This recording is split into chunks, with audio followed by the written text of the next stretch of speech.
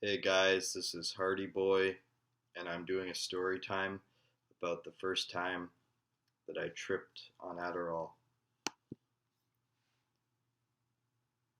I remember like a week prior before this, I had seen a documentary on Adderall pills, and if you pop many of them at a time, you get super focused and you get more productive. And I remember that it helped very well with me making beats. I stayed up late at night, all night, for like 4 or 5 days, just hyper focused. I was just sitting there making beats. And then during the daytime, I had this idea in my head that I was a social god. So I also was going around talking to random people in the streets and socializing with them too. I never had that euphoric sense ever that I felt like I could learn social cues and social skills by just talking to strangers. I never ever once had felt like that when I wasn't overdosing on meds. And there was one night I thought to increase my social skills, I would just walk the streets till 4 a.m., meeting and mingling with random people that I seen. I thought that would be a good idea. And as soon as I got outside, I seen some random girl in a ghost sheet, and she was following me around. And she said to me, "Why I'm following you is because you have been stalking me." And that really freaked me out, so I kept trying to walk as fast as I could to get away from this girl in the ghost sheet. And I got all confused and said, "What is this that you're doing? Like, why are you dressed in a ghost sheet?" And she tells me, "This is goblin tag. I'm chasing you in a ghost sheet, but I'm a goblin." I was like, "Okay, what shouldn't this be called, ghost tag?" And she's like, "No, that's not what it's called. I'm a goblin if I'm in a ghost sheet." And then she's like, "Oh, I'm following you because I love you." I was like, "Okay, this is really fucking creepy." And as I was walking to the Tim Hortons, I remember I seen shadow figures following me down Lake Street until I got there. And I kept having to halt these shadow figures and go, "Stop, stop, move the other direction." And then they would just disappear into pixie dust every time I put my hand up and say, "Leave."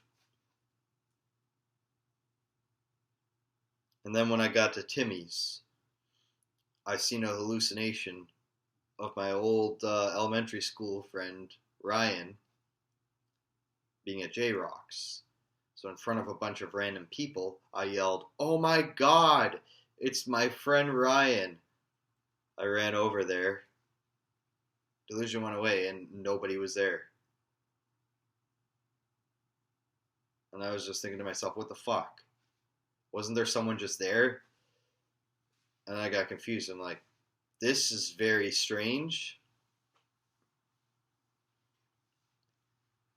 And then at 8 in the morning the next day, when I went to go get coffee, I seen a car pull up with the same girl in the vehicle that I see in the ghost sheet. And I imagined her with pink strips and red hair. And she said, "Hey, I'm here, babe." And then she lights a cigarette like this.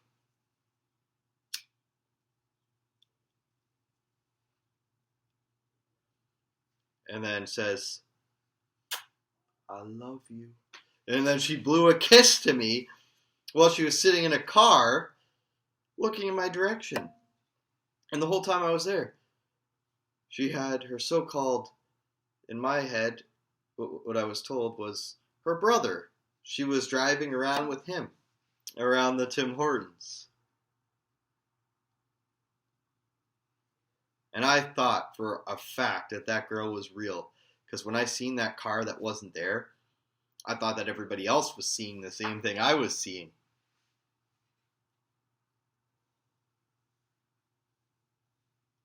And then later on that day, I just finished doing groceries with TJ.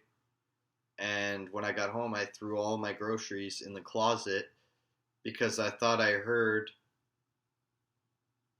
the girl that I'd been hallucinating. I thought I heard her going, "Babe, babe, I need to find your apartment."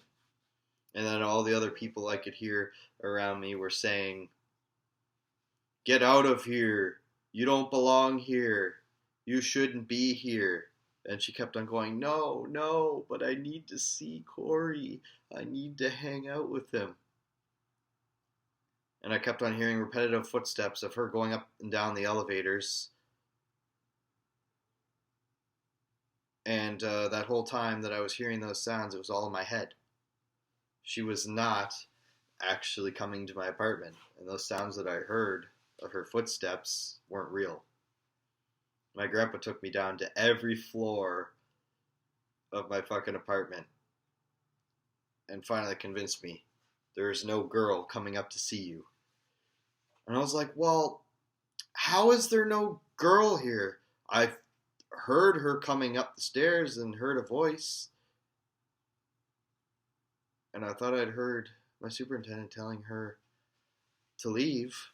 And he said, "I don't have a clue what you're talking about." And then my grandparents are like, "You got to go to the hospital because you got to talk to them about what happened there." Very crazy story.